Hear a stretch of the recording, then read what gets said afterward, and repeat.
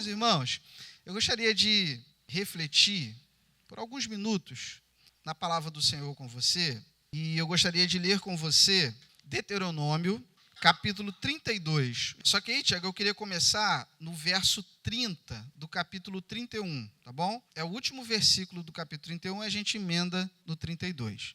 Vamos lá? Então Moisés pronunciou integralmente as palavras deste cântico aos ouvidos de toda a congregação de Israel. Inclinem os ouvidos, ó céus, e falarei, e ouça a terra as palavras da minha boca. Goteje a minha doutrina como a chuva, destile a minha palavra como orvalho, como chuvisco sobre a relva e como gotas de água sobre a erva. Até aí, meus irmãos. O livro de Deuteronômio é um livro muito interessante, porque quando nós vemos o significado desse título, desse nome, na verdade, muitos, segundo a tradição judaica, eles chamam de segunda lei. Por que segunda lei? Porque no livro de Deuteronômio nós vemos a repetição da lei. Quando nós lemos, por exemplo, o livro de Êxodo, capítulo 20, nós vemos ali descritos os 10 mandamentos.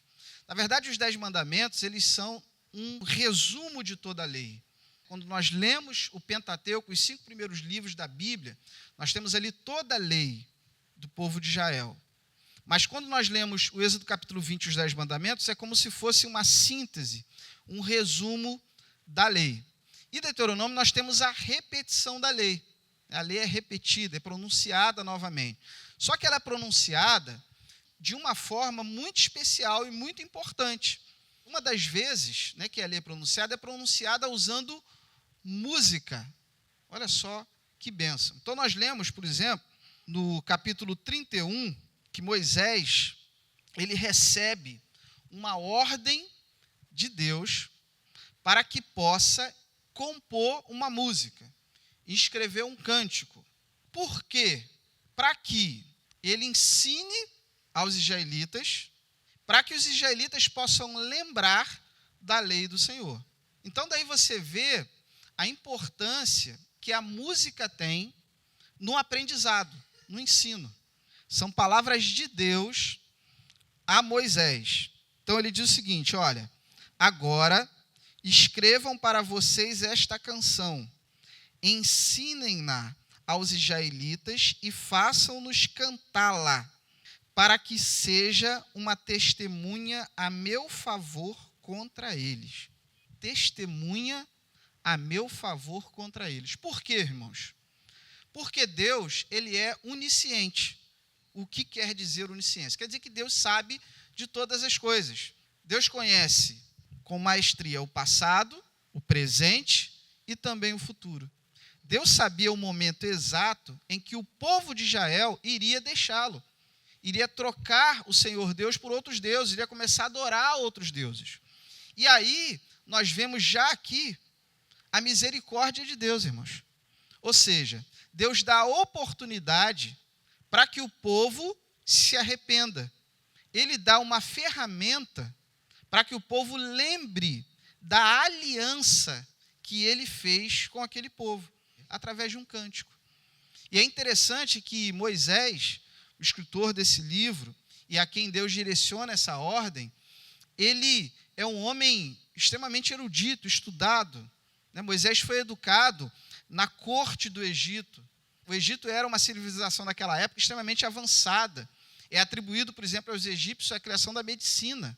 Então, Moisés, ele, mesmo sendo hebreu, mas sendo criado como um príncipe, ele foi educado nas várias ciências ali e também na música. Olha só que coisa interessante. Moisés, irmãos, compõe pelo menos 3 cânticos que estão descritos na Bíblia. O primeiro cântico da Bíblia está escrito lá em Êxodo capítulo 15. É um cântico de Moisés. Nós temos pelo menos mais 2 cânticos. O segundo, Deuteronômio, capítulo 32. Então, nós vemos essa capacidade dada a Moisés para compor música. O terceiro, Salmo 90. Quando você lê o Salmo 90 lá, provavelmente na sua Bíblia vai estar escrito lá, Cântico de Moisés. Então, meus irmãos, Deus dá essa ordem, olha, compõe esse cântico, ensine aos israelitas, para que seja testemunha a meu favor contra ele, ou seja, para que lembre eles da minha aliança, para que quando eles pecarem, para quando eles se desviarem, eles possam lembrar da aliança que eu fiz com eles, do compromisso que eles têm comigo. E aí o verso 21, observe lá. E quando muitas desgraças e dificuldades lhe sobrevierem, esta canção testemunhará contra eles, porque não será esquecida pelos seus descendentes. Sei o que estão dispostos a fazer, antes mesmo de levá-los para a terra que lhes prometi sob juramento. Olha a onisciência de Deus. Então, naquele dia, Moisés escreveu essa canção e ensinou-a aos israelitas.